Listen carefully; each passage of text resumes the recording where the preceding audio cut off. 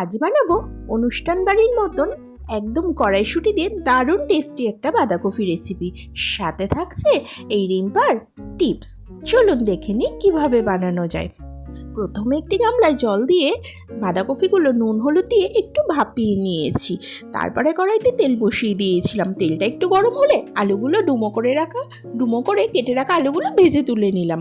লাল লাল করে ভেজে তুলে নেবেন। তারপরে ওই তেলের মধ্যে গোটা জিরে, শুকনো লঙ্কা, তেজপাতা ফোড়নে দিয়ে দিলাম। ফোড়নটা দিয়ে এর মধ্যে দিয়ে দেবো পেঁয়াজ, কুচনো পেঁয়াজটা দিয়ে ভালো করে একটু ফ্রাই করে নিতে হবে। ভালো করে ফ্রাই করে নিয়ে এর মধ্যে দিয়ে দেবো আদা আর রসুন বাটাটা।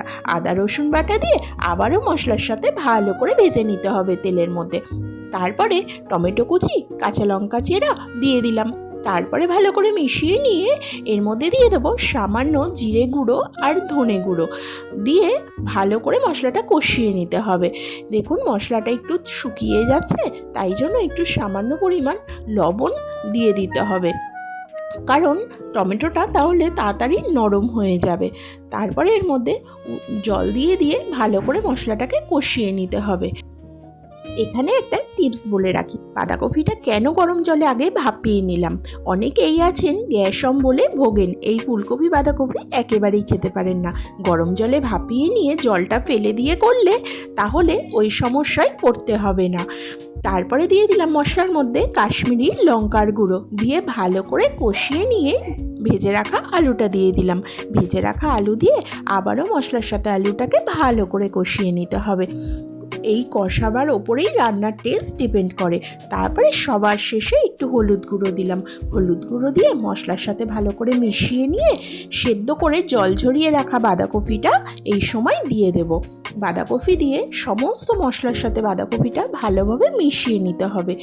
মিশিয়ে নিয়ে ঢাকা দিয়ে অপেক্ষা করতে হবে 15 থেকে 20 মিনিট। যার যেরকম বাঁধাকপি থেকে জল বেরাবে সেই অনুযায়ী। মাঝখানে ঢাকা খুলে একটু নাড়িয়ে দেবেন। তারপরে ঢাকা দিয়ে অপেক্ষা করুন। দেখুন বাঁধাকপি থেকে কীরকম জল বেরিয়েছে। এই জলটা এই সময় গ্যাসের ফ্লেমটা বাড়িয়ে শুকিয়ে নিতে হবে। তারপরে দিয়ে দিলাম আলুগুলো সিদ্ধ হয়ে গেছে দেখে নিয়ে কড়াইশুঁটিটাও দিয়ে দিলাম। নামাবার আগে কড়াইশুঁটিটা দিতে হবে, আগে দিয়ে দিলে একদম গলে যাবে। তারপরে একটু চিনি। এইসব রান্নায় একটু মিষ্টি না দিলে খেতে অতটা স্বাদ লাগে না।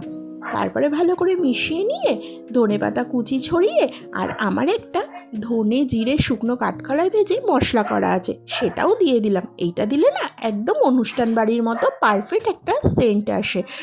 রেসিপিটা ভালো লাগলে একটা সাবস্ক্রাইব করতে ভুলবেন না। বাড়িতে বানিয়ে অবশ্যই জানাবেন।